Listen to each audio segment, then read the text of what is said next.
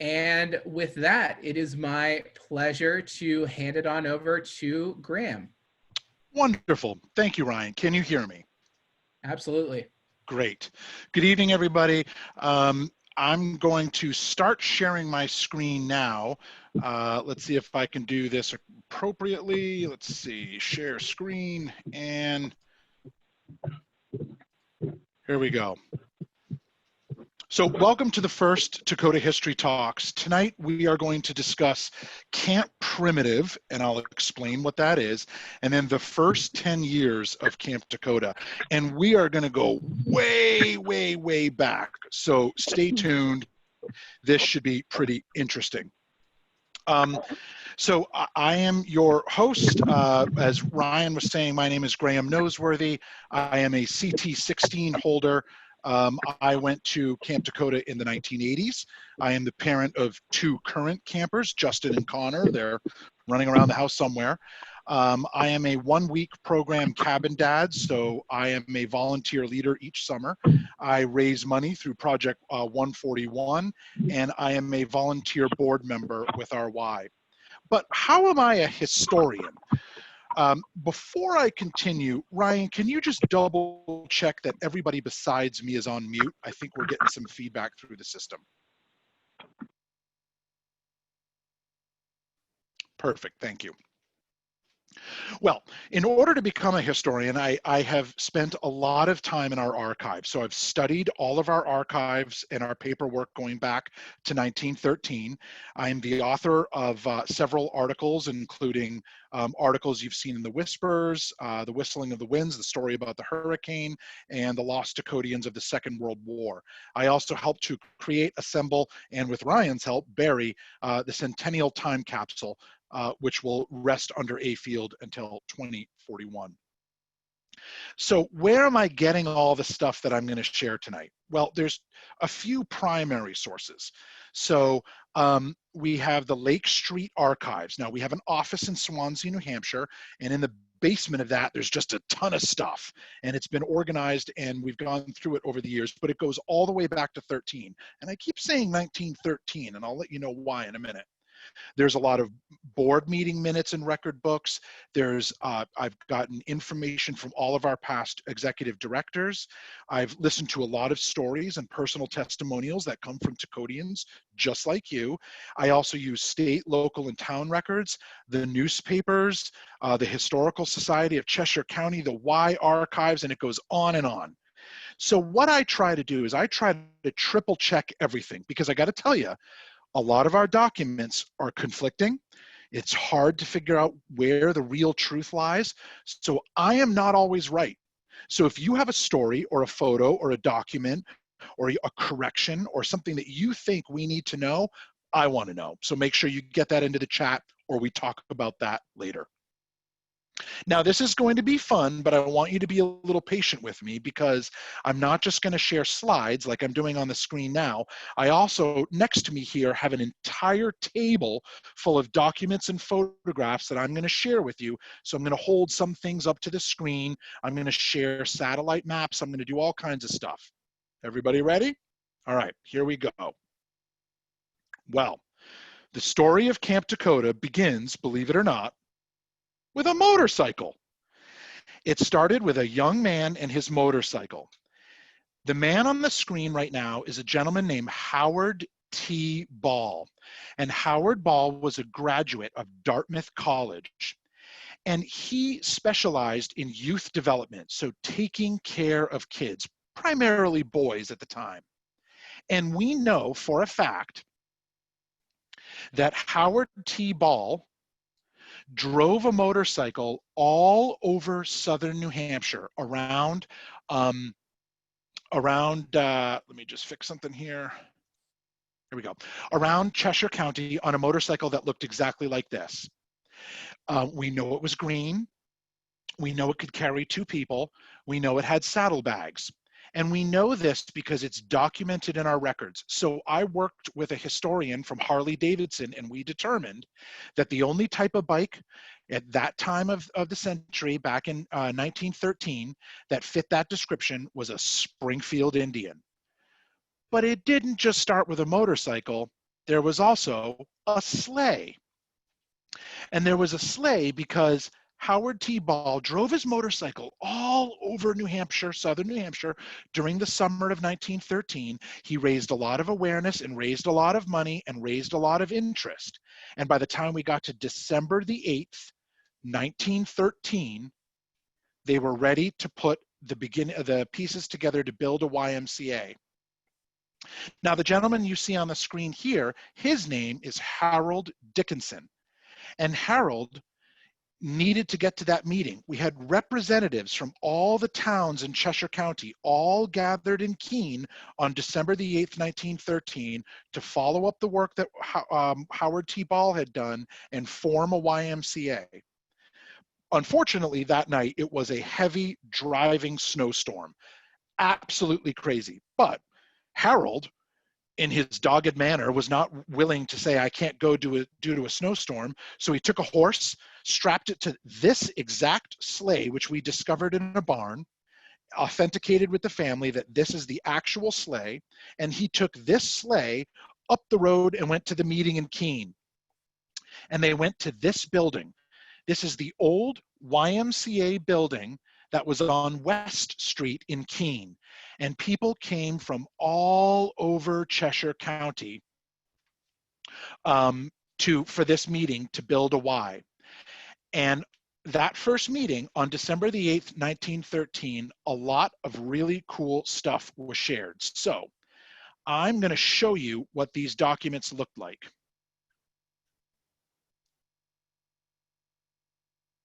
Okay, new share. It'll take me a little while to get used to this.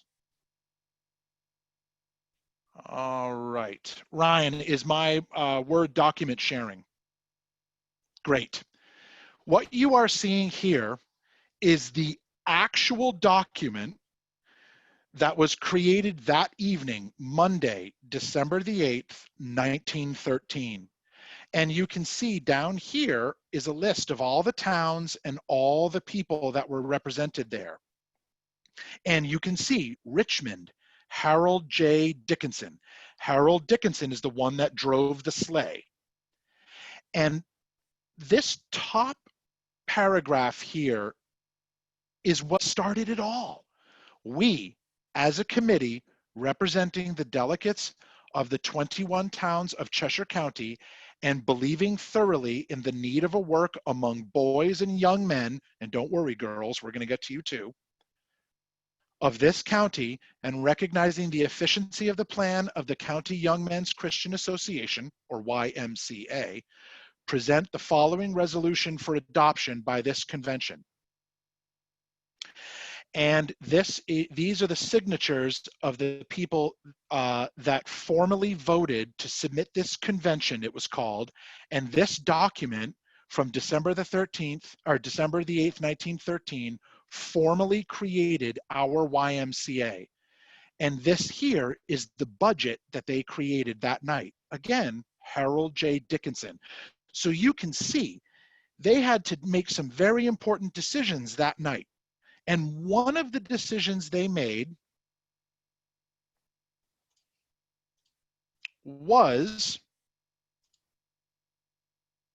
okay, thanks Ryan, I saw that, was to create Howard Ball, the guy that rode the motorcycle, was to create that he was our first secretary. Now, nowadays we call them executive directors. So some of you may have met our executive director. His name is Artie Lang. And we also have camping services directors. You might know that guy too. His name is Ryan Reed. He's actually on the call right now. Howard T. Ball was our first secretary. He did it for a couple of years from 1913 to 1915. And you can see how Howard pictured here. He was a very dashing and handsome young man. He is actually located at the first camp we ever did before we did Takodah. It was called Camp Primitive. And you can see him there. If you look really closely, you can see he's got a D on his sweater.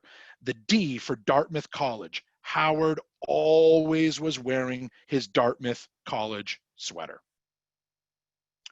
Now, Long before December the 8th, 1913, they have the meeting. Camp doesn't come till the following summer, right? So they've got a lot of stuff they have to do to get ready to eventually get us to Takodah. So they had to set the plan in motion. This is a picture of Swansea, New Hampshire in 1914. And what do you know? There's a guy pulling a sleigh with a horse, right? So you get a sense of what it looked like back then. Before we built a camp, we had baseball clubs, we had Bible classes.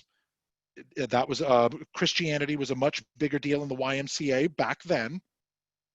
We had clubs that were part of a Y model called town and country programming, where they would take things that we do in the cities and bring them out to the rural towns like Swansea and Richmond.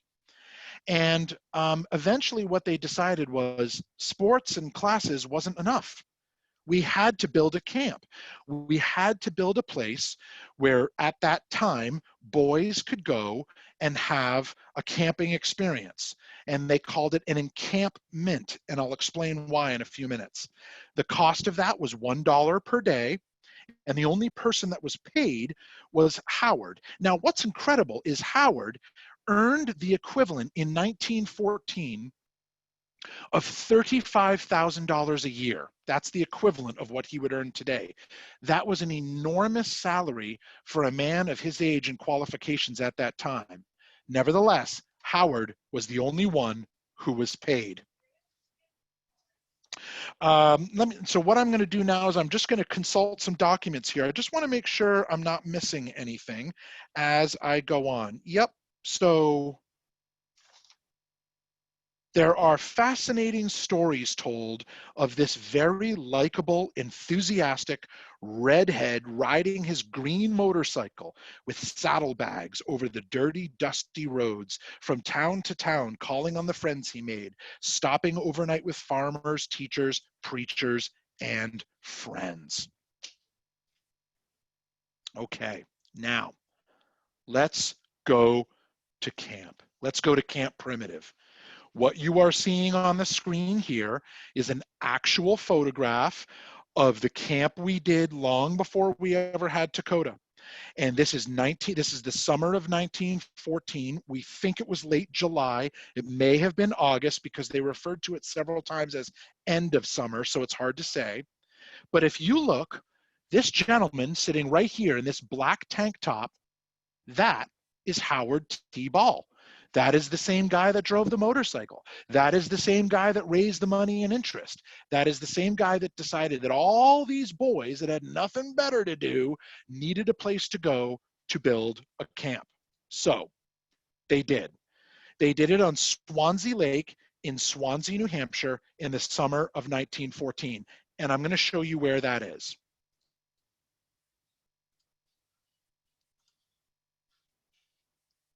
Want to give me a thumbs up there, Ryan? You see the satellite? Great. This is Swansea Lake. Now, let me show you where Swansea Lake is for those of you that don't know. I'm going to zoom out a little bit, and you'll see this up here is the city of Keene, New Hampshire. So just south of it is Swansea, New Hampshire, and just south of that, and then a little to the west, is Swansea Lake. Now, I have personally researched and visited the site, and I know for a fact that our first encampment, Camp Primitive, was right here, where Pilgrim Pines Camp and Conference Center is currently located. So I'm going to go back, but I just want to show you this real quick. You get a sense of where it was. You see there's a field here, and there's this corner. I'm going to zoom in just a little bit. You can see there's this corner here to the lake. I want you to remember that corner in just a moment, okay? And I want you to remember this beach, this beach area that's up here. Now I'm going to go and I'm going to share my screen instead.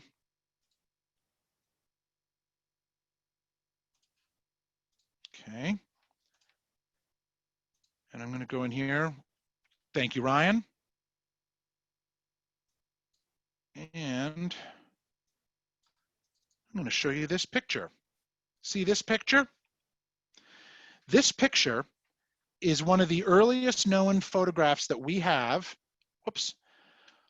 of Camp Primitive. You can actually see one of our tents in the background. You can see this is either Howard T. Ball or Oscar Bourne, and I'll explain who Oscar is in just a moment, standing on that same curve, on that same beach, on that same area that I showed you on the satellite photograph. And this is where our first camp was. Let me see here, close this, and I'll give you a better look of what Camp Primitive looked like. So this is why we call it an encampment and not just a camp. An encampment means it was all temporary. We used tents. It was incredibly rustic. There were no bathrooms. There was nothing. This was their dining hall. So for those of you who are familiar with our dining hall now, you can see how this is a little different. And this was all they had. And you can see, oh, that's not the one. I wanted to show you this one. This is another view of the same group of people that were the original Camp Primitives, and got to get used to this one. There he is right there, Howard T. Ball, the man that started it all. And what do you know? He's got his Dartmouth sweater on. Now, as a Takodian, I notice a few things right out of the gate. Okay, I noticed some of our traditions, even in 1914, are already starting to take hold. For example, you see this young man here who, remarkably enough, is wearing a suit in the middle of the New Hampshire woods in summer, but he's got a bugle. He probably played reveille. He probably played taps. He probably did some of the songs that you would recognize. I recognize other things like these triangles. Recognize the triangles? Well, the triangle is a very old symbol of the YMCA. In fact, this young man right here, is actually wearing a proper triangle, spirit, mind, and body. And that would later be used to create the CTs that we all collect. In fact, mine, I don't know if you can see on my camera, but mine are right next to my desk. I have my whole train of CTs.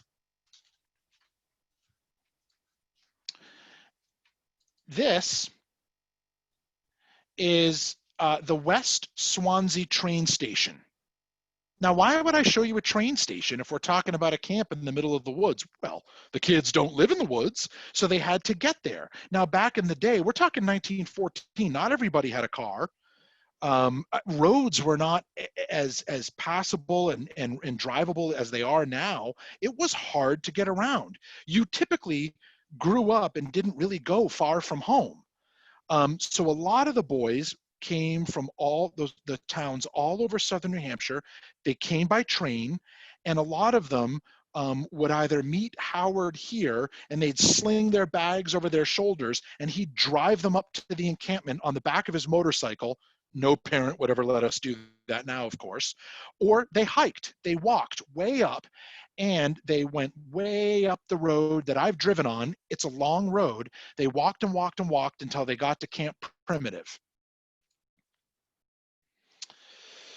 And I will go back to my PowerPoint. All right. Thank you, Ryan. This gentleman sitting in the middle, you may have heard me say his name earlier, Oscar Bourne. In fact, I think I have, let me go back to my documents again. And this one is good.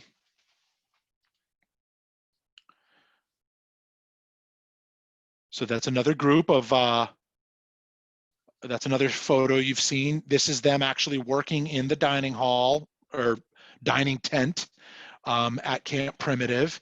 Here they are on a hike. That's Howard Ball on the left. So we do hikes at Takodah. They did hikes at Primitive. But what I want to show you is this photo here. This is Oscar Bourne. There's that name again. Why do I keep talking about Oscar Bourne? Oscar Bourne was a friend of Howard Ball and Harold Dickinson and all of these people. He was at that meeting on December the 8th, and it was his land. He was a veterinarian. You see him pictured here with a dog. And he gave us the land that we could use by Swansea Lake to build Camp Primitive. So without people helping us, all along, Takodah's always been built by people helping us, financially, or donations, whatever it may be. But this guy said, hey, I believe in what you're doing. I believe in the importance of a camp. I'm going to give you some land you can use for 2 weeks. And for 2 weeks in the summer of 1914, we had our first camp. And let me tell you, it was as rustic as you can get. There was nothing but tents, boys, food, and fun. That's it. There was swimming, hiking, campfires, baseball. Again, they did have a lot of Bible studies, and a lot of Christianity was happening in the YMCA at that time. But here's the trick. Campers had to bring their own supplies, including their own knife, their own fork, their own spoon, and their own cup and dish. So you had to bring everything you were going to use. I just noticed there's that young man in the suit again, if you see him in the background. And Howard, who was as dashing and motivating as ever, was at the heart and was regarded as quite a fearless leader. But that was it for Howard, and I'll tell you why. In early 1915, Howard decided to leave the Cheshire County YMCA. And this here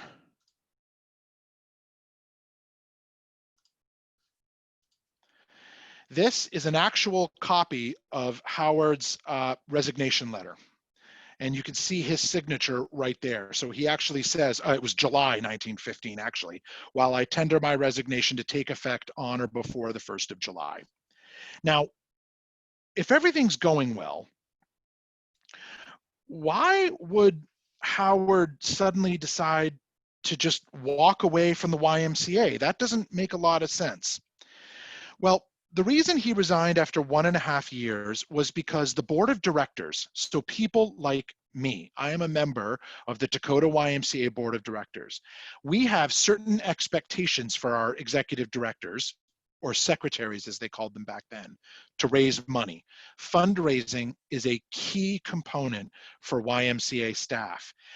And Howard, he wasn't very good at that part. He was really good at raising interest. He was really good at working with kids. He was really amazing at a lot of things, but he wasn't so good at that. And he was offered a position in Manchester, and he took it. And we supported that. So we helped him to get his new job. And I'll jump back to my document for a second because I forgot to show you this. What's really cool is many years later, Howard came back and celebrated with us when we had an anniversary. And that is Howard T. Ball right there in this photograph many, many, many years later.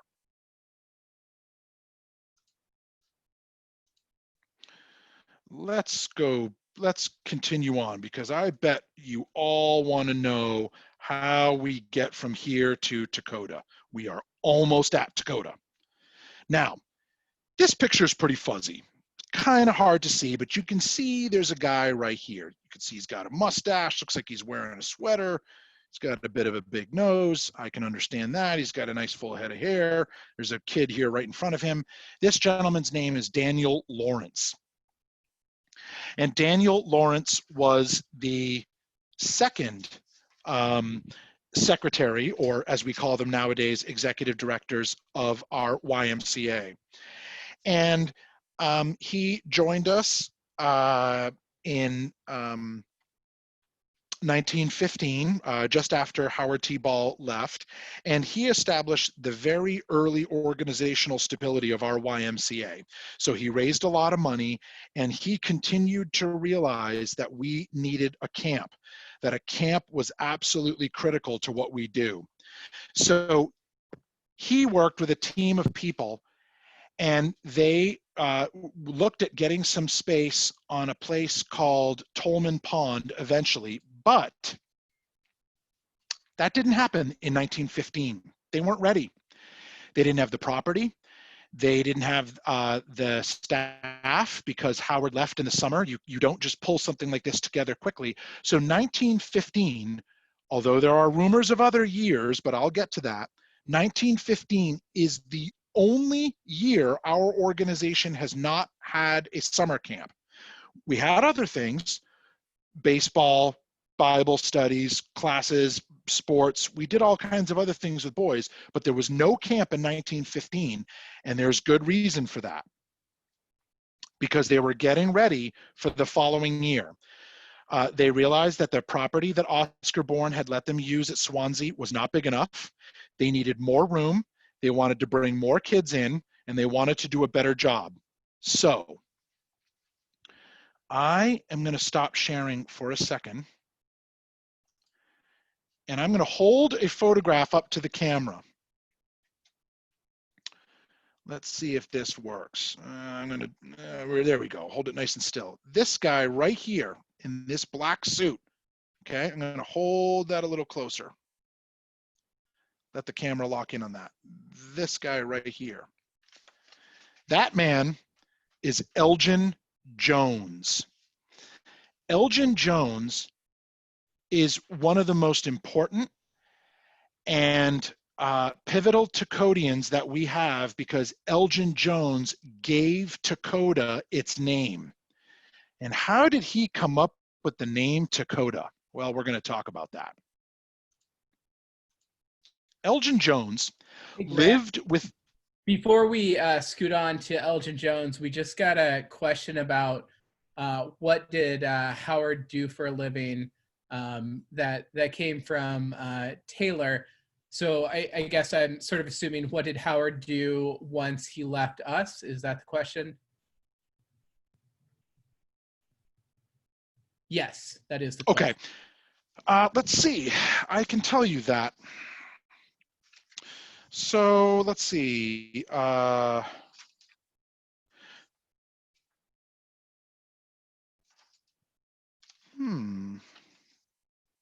You know, oh, it looks like he went on to work for a series of YMCAs. I believe he was also a teacher for a while. And then he eventually moved back to Claremont, New Hampshire, where he continued to do more baseball clubs and worked for other YMCAs. He also spent time working with pastors, school teachers, and he did more work for Dartmouth as well, I believe. But I also know that he eventually passed away and is buried in Claremont. So I know more about what these people did when they were part of our organization than they did afterwards, but that is a great question. All right, Ryan, I'm going to continue. Is the PowerPoint showing? Great. Now, Elgin Jones, the man I pointed out in that photograph, really old guy, right? Looks like a tough old guy. Well, Elgin Jones had lived with the Native Americans during his time at Dartmouth College. Now, he graduated college in 1884, okay? And he went out to North Dakota way back. We are talking when it is a rough, wild west out in North Dakota. And he actually lived with them. And he was struck by their culture and their willingness to accept him, teach him, and help him grow. And he remarked many times in his personal papers that they were a friendly people. So we needed a name for our camp. We weren't going to call it Camp Primitive anymore. A site had been chosen, a date had been chosen, how it was going to work had been chosen, but we needed a name. So he took the letters of the state's name, he rearranged them, added an H, and insisted that his new word, Takodah, means friendly to all. And in fact, Indian studies would be an important part of our programming for many, many years. We actually used to bring Native Americans from all over the country would come and actually work as teachers at our camp, and we have photographs of that. And what you're seeing here is the Great Seal of the state of North Dakota. And you'll notice it's interesting. There's a few things in there that we can actually relate to, right? The sun, the trees, a buffalo. We now have the buffalo division, and archery. Now, this is pretty cool. This is something I discovered. may actually be some of the first people to ever see this. This was something I discovered in our archives. This is a thank you note, which was sent to former Cheshire County YMCA Board President George K. Ripley in February of 1937.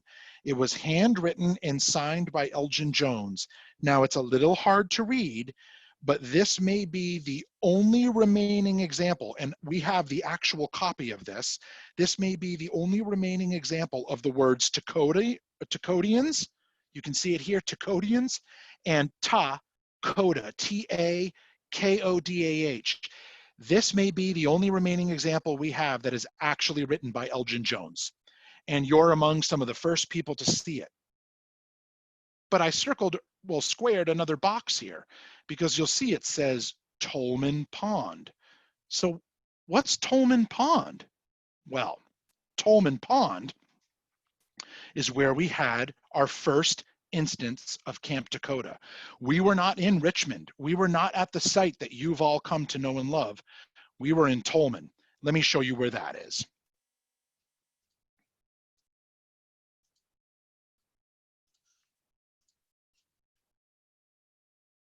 Thanks, Ryan. This is Tolman Pond in Nelson, New Hampshire. Let me show you where that is. There's Keene, okay? There's Swansea Lake down here. This is Tolman Pond. And this here, you see this outcropping here. This is where Camp Takodah first took place. I've been there. I've reviewed the maps. I've spoken with the neighbors. We verified with the town, and we did a pretty intensive study to figure out that this is where the very first instance of Camp Takodah took place. And if you look across the pond, there's a big hill over here that actually, believe it or not, many years later had a little ski hill on it. But this is where Camp Takodah was. And I have something really exciting to share with you tonight. Two things, actually. On the left are photographs of Tolman Pond, and on the right is the actual original report that was filed. And I'm going to share these things with you, and I'm going to tell you why. Let me share my screen again. I really appreciate you all bearing with me as I get this squared away correctly. Okay, here we go. Thank you, Ryan. These three photos are remarkably important, and I'll zoom in on them in a second. Until today, and I literally mean like this morning, we have believed we had no photographs of Camp Takodah at Tolman Pond. We only believed we had photographs of Camp Takodah in Richmond, and we have hundreds of them. I've got tons of them here right now. Earlier today, as I was preparing for this presentation, I found this document that was submitted to the Y Archives at the University of Missouri in 1983. In fact, the first year I was a camper. You'll notice in the corner it says 1922. That is wrong, and I know that's wrong, and I'll show you how I know that's wrong, and I'll show you how I came to the conclusion that this is actually Tolman Pond, and these are the only surviving photos we have of Tolman Pond. I know it because you remember a few minutes ago I shared a picture of you of Daniel Lawrence, tall guy, mustache, full head of hair. There he is right there. Now, that's him. This is that outcropping I showed you in the photograph on the satellite. Look in the distance. Remember I told you straight across the water was a big hill? Look at the hill. You can see the hill there. There is nothing in Richmond that looks like this. This is Tolman. I also know that because these tents that they show here were only used at Tolman Pond. They were never used in Richmond. So I know we are looking at photographs of the very first Camp Takodah. In fact, this photo here may be the very first gathering of Takodians ever. And what do you know? They're having a little chapel, they're swimming, they're boating, they're doing a flag raising ceremony, just like we do today. Let me go back in here. Let's see. Okay, well, these are the maps. I'm not going to show you those, but let me show you a little bit about what this looks like. Bring up my screen again. Ryan, is this photo sharing? So I see the file where all the photos are, but there's not one particular showing. There you go. Okay, perfect. Thank you. So this is Tolman Pond. Now, I have stood on this exact site. It actually hasn't changed. The site that we had camp was over here, but this gives you a sense of what Tolman Pond looked like. And here is the report from 1916. So remember, no camp in 1915, first Camp Takodah ever in 1916. And this is the actual report that Daniel Lawrence filed. We have a physical copy of this report that he typed himself, and it actually talks about Camp Takodah in 1916. And some of the language that's in it is just wonderful, right? We were particularly fortunate in securing a speaker. Our visitors' day was fun. We had a wonderful core of leaders. Our social programs were fun. We did a mock trial, a mock wedding, not sure what that is, a stunt night, guarding the flag, which is probably very similar to games we play now, and a treasure hunt. So they were already doing a lot of the stuff that we have come to know and love. And you can see his second page here. He talks about his excitement for next year, and there's his signature. So now we are really starting to get into what we would know now as Camp Takodah. And these are more shots of Tolman Pond. Now, we were at Tolman Pond in 1916, which we just talked about, 1917, and 1918. Now, there are some people who would disagree with me and say, whoa, whoa, whoa, we didn't have camp in 1918 because of what was happening in World War I. That is actually not true. We have confirmed multiple times. I don't know where that story came from, but we've actually confirmed multiple times in our documents that we did in fact have a camp in 1918, and it was at Tolman Pond. How did we go from tents and Tolman Pond to Richmond, where we are now, and have been ever since? How did that happen? Well, I'll tell you.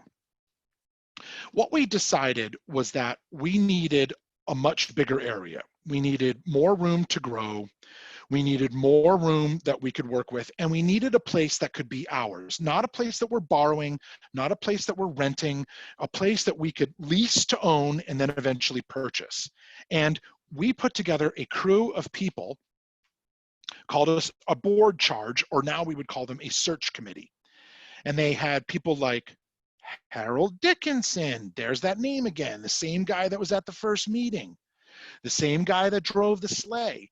People like Harold Dickinson, Henry Brown. Now, what's really cool about Henry Brown is his grandson is on the board of directors to this day, and his great-great, I'd have to think about that for a minute, is actually still a camper at our camp. Elgin Jones, there's that guy again. We talked about him earlier. Elgin is the one that named camp. And Robert C. Woodward, who also was a longtime person who served our camp. And on the right here, you can see this is what we originally looked at. So the dotted line indicates the original property. Now I'm going to jump back over to the satellite for a second because I want you to see what we're looking at here, because it's what we have now is very different from what we had then. Do you see the satellite, Ryan?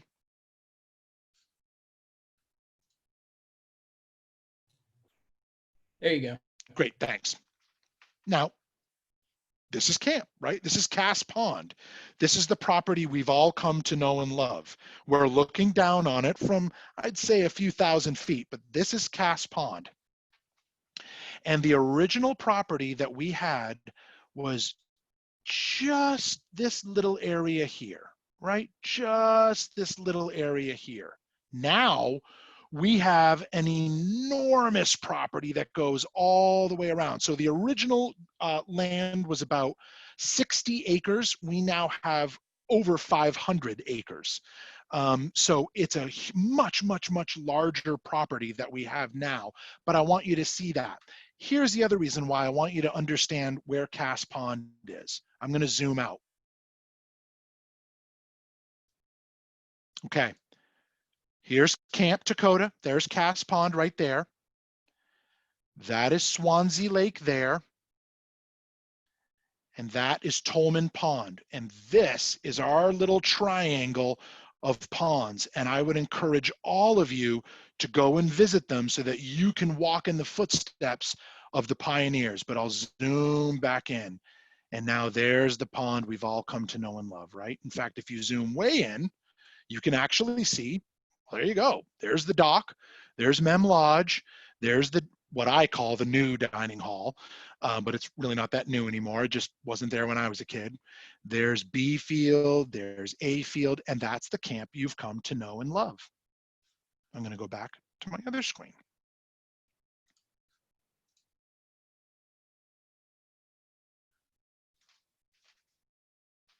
Thank you. Now, here's what you have to understand. You know a Camp Takodah that is very well developed. It's got a lot of buildings. It's got a lot of roads. It's got a beautiful waterfront. It's got all kinds of fun things. It's got the cabins and the twins and T-Pack and Mem and all this stuff. Absolutely none of that was there. There were no fields. There were no openings. There were no roads. Well, there was one road and it was junk. There was nothing. There was one tiny little building. We think this might be it. I actually think this is the building that eventually became Hobby Nook, but it would have looked something like this. There was one tiny little building, and there was a tiny little bunkhouse, which later became our office, and that was it. And the reason for that is because the guy that owned the property, let's see. The guy that owned the property was another veterinarian named Dr. B.C. Russell. And the plot consisted of 30 acres of wooded land with a quote, marvelous hemlock grove on a hill. Now that hemlock grove was located where our flagpole is located now. That hemlock grove is gone because it was destroyed in the hurricane of 1938, and I'll talk about that on another Takodah History Talk. And those 30 acres of land overlooked 30 acres of water. So that is our 60 acres that we originally had. Other than that, there was a dirt road, and there were just two little buildings. And the problem is, Dr. Russell had originally wanted to create a school for boys there. And somebody actually decided they were going to build the school, but then they gave up. They never showed up, never paid the money. So his bad fortune became our very good luck. Now, March the 16th, 1919, at around 6:45 p.m. in the evening, the single most important vote we ever took in our YMCA took place. I know the exact date because it's written down. I know the exact time because it's written down, roughly. And I know what they decided. And this is what they decided. The motion is made that Daniel Lawrence, county-wide director, should lease 60 acres in Richmond for the summer of 1919. Here's the trick, with an option to buy the plot for an amount not to exceed $2,400. Now, parents, I want you to think about that. 60 acres of lakeside property for $2,400. Even adjusted for inflation, that is wild. and they made the decision. So in that moment, March the 16th, 1919, 6:45 p.m., the die was cast, the property was ours, and we have been there ever since. Now, it doesn't mean it all happened overnight. Again, the camp you've all come to know and love looks nothing at all like it did back then. Back then, there was really not much at all, okay?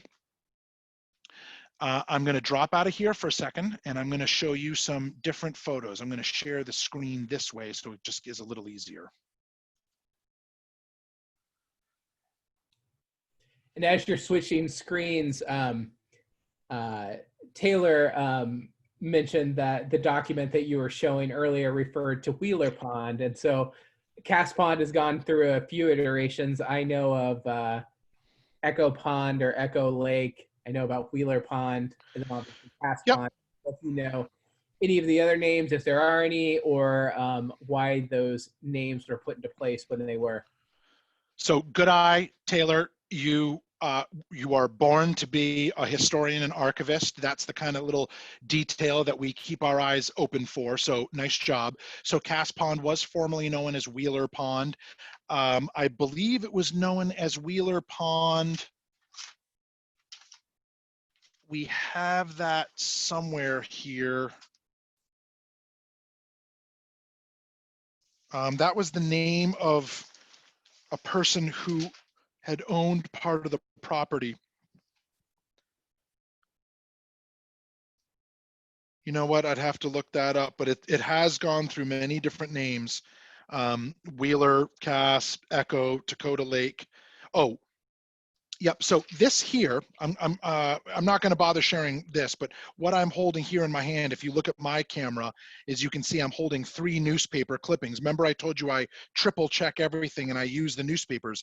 These are the actual newspaper clippings from 1919 that declare on in 1 month, the newspaper talked about us having plans to build a Y camp. A month after that, that we actually bought the site.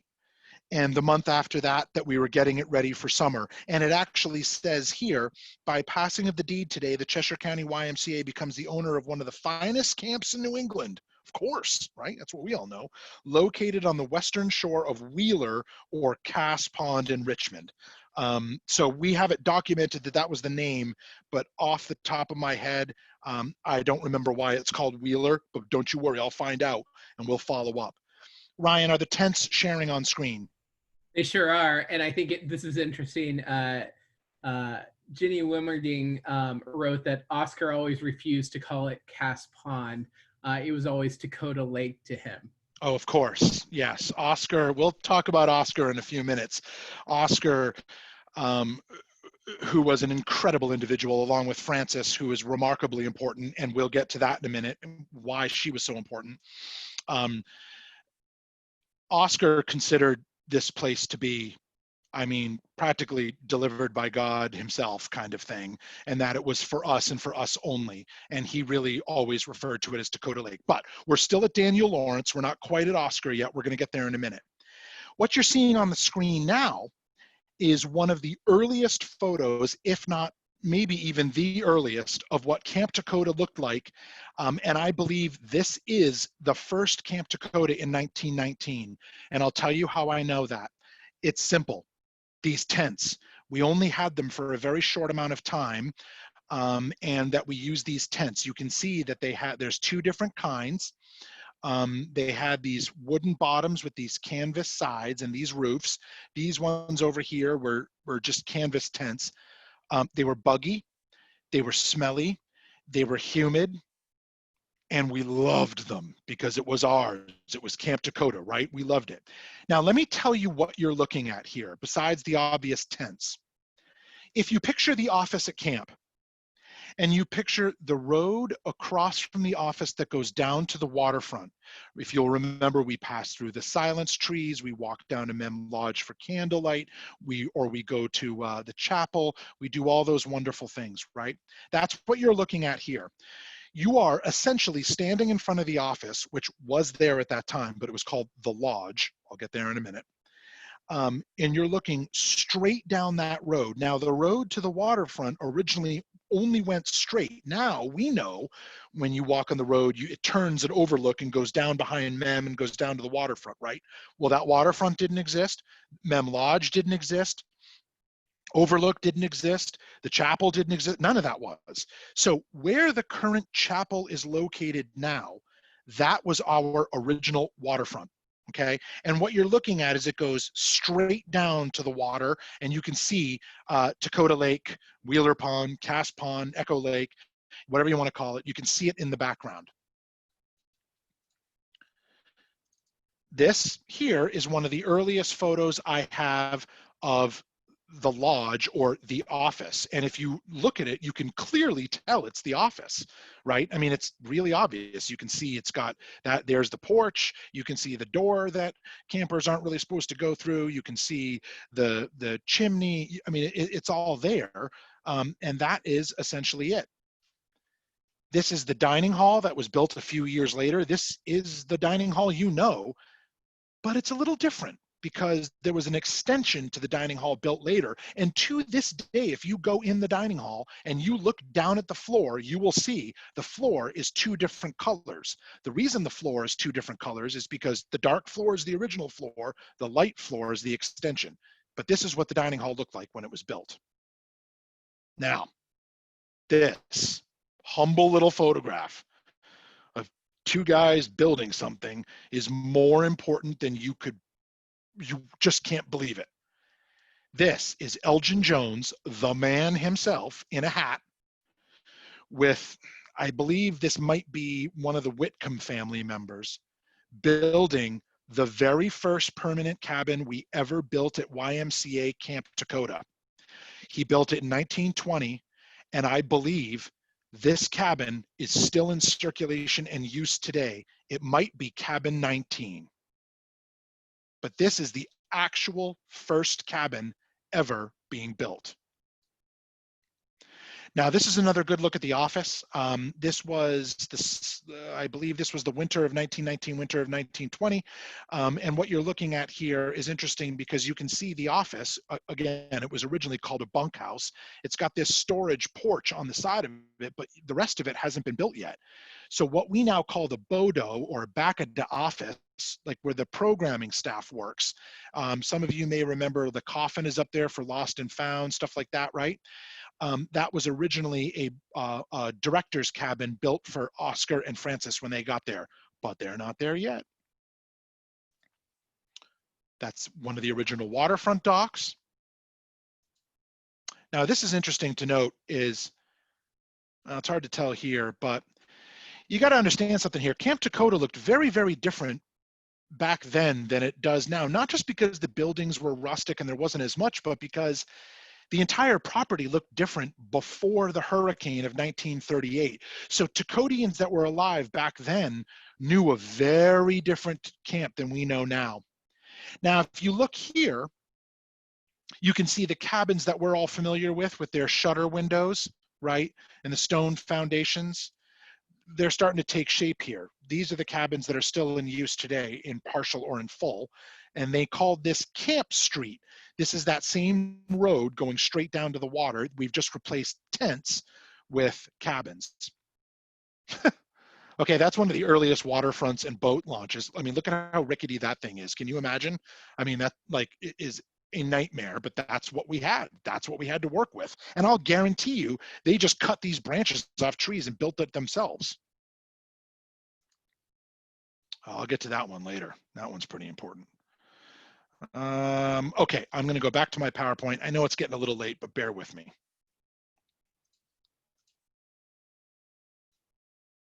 Now, Oscar and Francis are still not there yet. We had a third secretary, a gentleman named Victor H. Smith. Now, he was only our director for 1 year.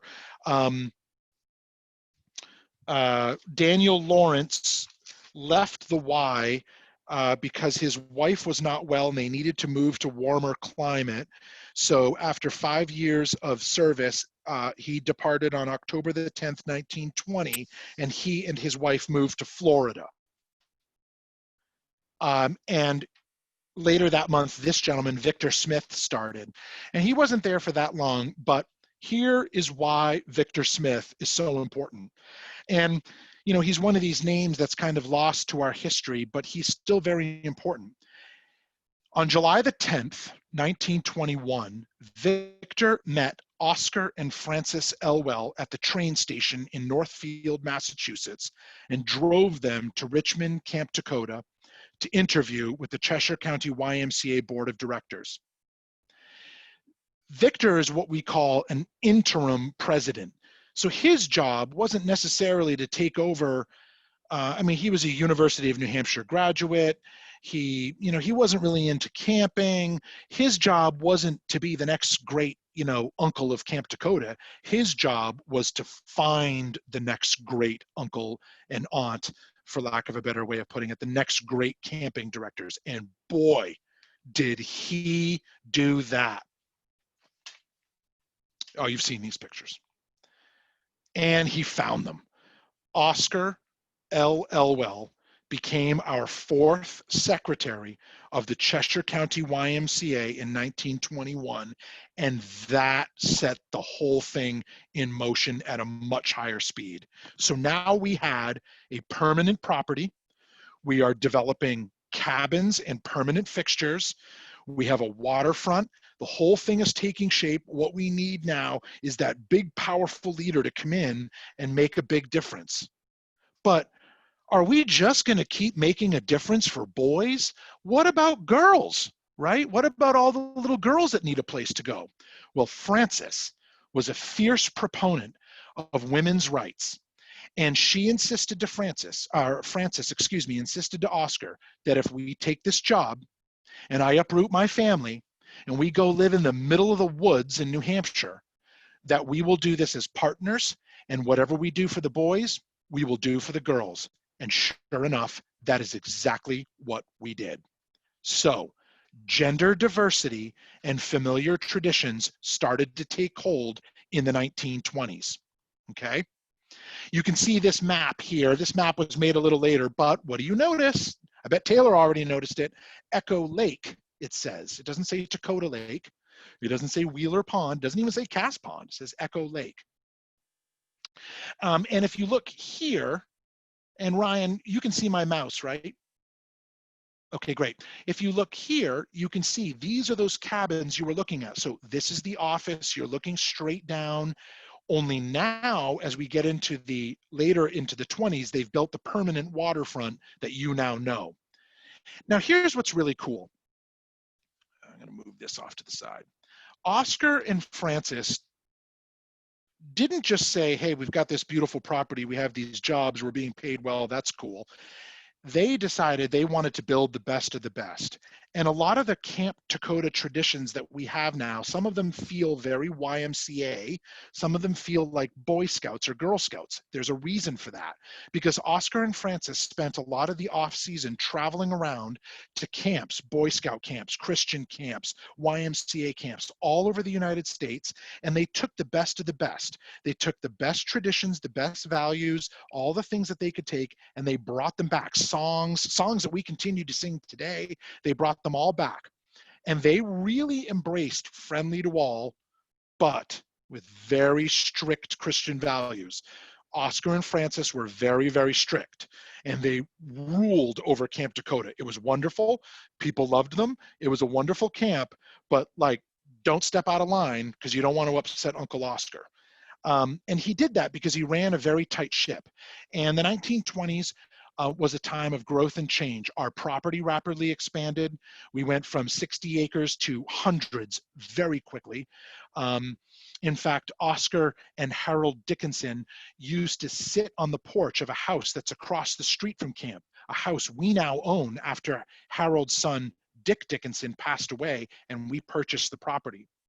Harold and Oscar used to sit on that porch, and they used to have what they called Sunday schemes.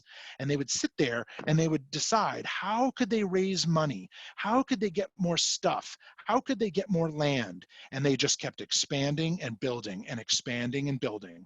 They improved the programs, they improved the people, the fundraising, and the facilities.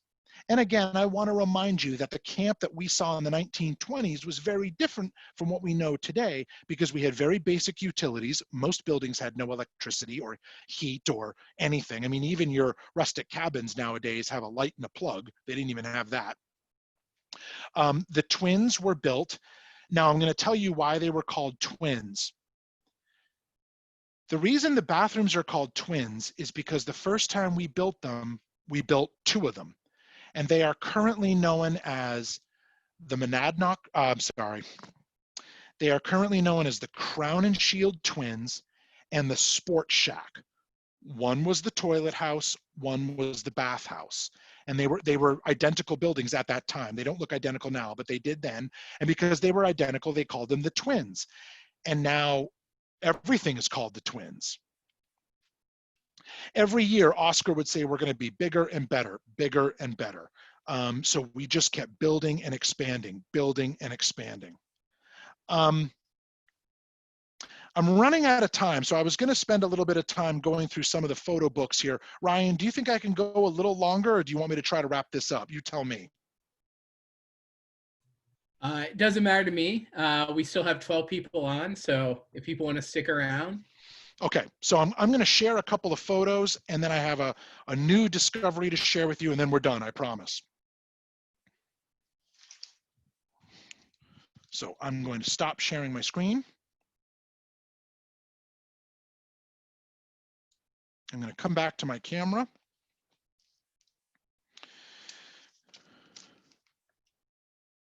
There, you can see the first cabin being built as another shot of it. This is some of the first, let me get a little closer. This is some of the first Takodians at camp. In fact, there's Oscar himself. This was our first car. This is hard to do. There was our first car that we had. Couldn't have all motorcycles, right? Needed a car, so there was the car. We used to have some of our meals outside. Oh, there we go. Now if I hold it a little back, it's much clearer. Let's see here. What else did I want to show you? Oh, I want to show you that too. Okay. So again, the cabin being built. You can see this building here became Hobby Nook. You can see them using canoes. That one actually looks like it's a little later. Here's an important shot. We talked about girls, right? This is the girls' camp of 1924, I believe. May actually say on it. Yep, 1924. Another great shot of what Hobby Nook looked like a long time ago. Look at that. That is just crazy. It eventually became Elsie Crown and Shield's kitchen. Ooh, this is a good shot of Camp Street. You can see all the way down to the water. Now I could go on and on. There are some remarkable photos here, and maybe someday we can do a photo day at camp and I can show you, but I'm just going to show you a couple of more and then we'll wrap it up. You heard me earlier talk about Indian studies. Well, this photo here actually shows one of the Indian studies teachers. I believe that's Rosie Smith, who came from Oklahoma. I believe she was a Sioux, and she would build these actual Native American teepees. And here's what's really crazy. She built one year, or one of the Indian studies built one year, and the teepee was one of the only things still standing after a hurricane. That was really crazy. But there's lots of really fascinating photos here that I could just go on and on. Let me just see if there's maybe one more. Oh, here you go. You'll like this one. Here's the Hemlocks when it was first built in the late 1920s. The Hemlocks, many of us have been through this door right here when we're not feeling well. I got a dog in the nurse. Oh no. I'll tell you a personal story. I had the best nap of my entire life in that building when I was about 8 years old. I remember it like it happened yesterday. All right. I could go on and on and on sharing these wonderful photos. And let me just make sure there isn't anything else. No, that's going to be it. Let me go back in and share my screen again.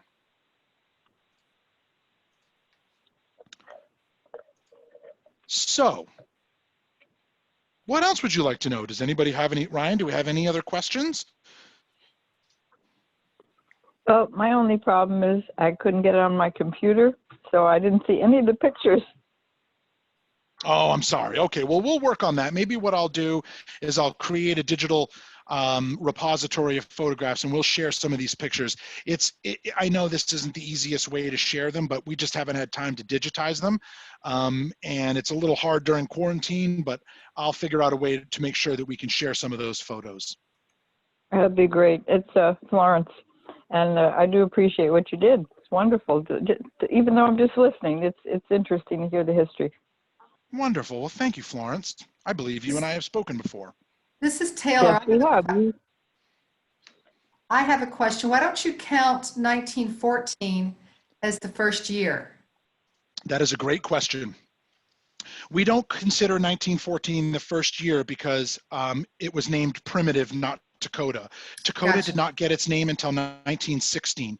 So when we celebrated the centennial, we celebrated in 2016 because, in fact, Mike Elkins, I can see you're wearing your centennial shirt.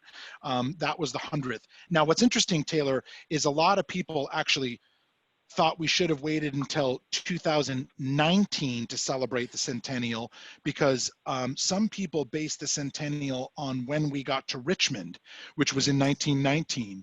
But Right. we did it based on when we became Takodah. And we know for a fact in the records, the first instance of Camp Takodah anywhere was on Tolman Pond in 1916. Does that make sense? Yes, very much. Thank you. Great question. Any other questions? All right. Well, I have something brand new to share with all of you. This was something we only learned this week. It came as a surprise to all of us. Ryan, is the screen still sharing? Yes. Okay. This little boy right here. For those of you who live in Keene, you're going to recognize his name. His name is Jonathan Myrick Daniels. Jonathan Daniels is a martyr of the civil rights movement. He died in Selma, Alabama in 1965. He is a very, very famous and important member of the civil rights community. The Church of the Advent, which is located at the corner of Mount Vernon and Brimmer Streets in Beacon Hill in Boston, Massachusetts, earlier this week, revealed this photo, which none of us have ever seen before. And this is Jonathan Myrick Daniels at YMCA Camp Takodah. And we had no idea that this, you know, for lack of a better term, famous individual and was at camp. So this week, Artie Lang, our executive director, bravely risked quarantine and went into the office. And what do you know? We found Jonathan Daniels' original registration card.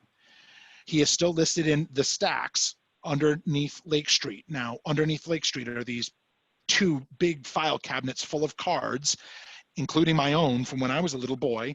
And we have these original registration cards. What you're seeing on the screen is Jonathan Daniels' registration card from 1949. We also have his from 1948. We know he was in cabin 17 and likely cabin 15. So I did a little research this week and I tracked down his nephew, his only surviving family member, and I called his nephew. They had no idea he'd gone to Camp Takodah. They couldn't believe it. This is the first time they'd ever seen his signature. What's more remarkable, and this is really beautiful, is we discovered something else. We discovered this beautiful poem. Jonathan Myrick Daniels, CT2, his leader from Camp Takodah, wrote this beautiful poem. Knobby knees, grimy nails, ears that show, sneakers knotted instead of a bow. A kid with a notion in perpetual motion, that is the Jonathan I know. Through days travail to evensong, hard right bettered, easy wrong. Untried youth learned the truth, the differences that make us strong. To climb a mountain and watch the dawn, leading the pack would likely be John. He led the way that shameful day human rights were trampled on. Though he lived and died for a cause that bigotry denied, his chippy face has a special place the darkness cannot hide. And that poem was written by Jack Whitcomb. And I share this with you because I want to encourage you as I sign off here for the night to share your Takodah history. Tell each other, tell a family member, tell me, because everything about Camp Takodah is a story waiting to be told. Every Takodian has a memory to share. And I want to encourage you to do that. You can reconnect with old friends. You can learn new things. You may teach us something, just like we learned this week. You may teach us something that we never knew before. And I want to encourage you to do that. Now, this is me at camp on my first day, and this is me now. So we've got some upcoming history talks. We're going to do the Elwell's 50 years of service. We're going to talk about the Camp Takodah hurricane. I'm sorry, the Great Hurricane of 1938 and what it did to Camp Takodah. We're going to go through the lost Takodians of the Second World War, and we're going to do an Ask Me Anything in June, where you can ask me any questions you want. You can contact me anytime through my email. You can follow me on Twitter, or just get to Ryan. He knows how to get to me. So stay tuned. There's lots more history to come. And so with that, I will say day is done, gone the sun, and good night, Takodians. Thanks, Ryan. Yeah, Graham, thank you so much. I obviously know how much work you do and how much time you put into this history, and I'm absolutely grateful for it. And the chat box is filling up with people who are echoing my gratitude, and thank you so much for doing this. And with that said, does anybody have anything else before we call it a night? Well, just to echo a big thank you. And thanks to Graham, he connected me with a friend from 1965. He found her in the archives, and we've been able to talk and email, and it's been great. And I thank Graham for that. I'm so glad to hear that. I know exactly who you're talking about. Yep, Paula. Oh yeah, found her in New York. That's wonderful. Yes, she's since moved to South Carolina, but somehow we got past that and still connected. So I thank you so much. You're very welcome. Great. Well, thank you so much, everybody. We'll send out an invitation for the upcoming History Zooms, and certainly hope that you can join us. Also, we recorded this, so I'll be dropping it in the Facebook alumni group tomorrow in case you want to look back through portions of it or share it with friends. And again, thank you so much. Have a great night, and we will see you soon. That was fabulous. Thank you. Thank you. Take care. God bless.